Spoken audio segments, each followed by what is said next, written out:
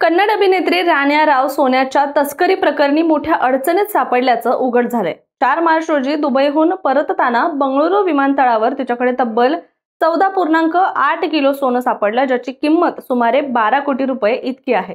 त्यानंतर महसूल गुप्तचर संचालनालयानं म्हणजेच DRIनं तिला अटक केली। तपासादरम्यान राण्या रावच्या घरी छापा टाकला असता पोलिसांनी 2.67 कोटी रुपयांची रोकड, 2 कोटींचं सोनं आणि 3 मोठे बॉक्स जप्त केलेत।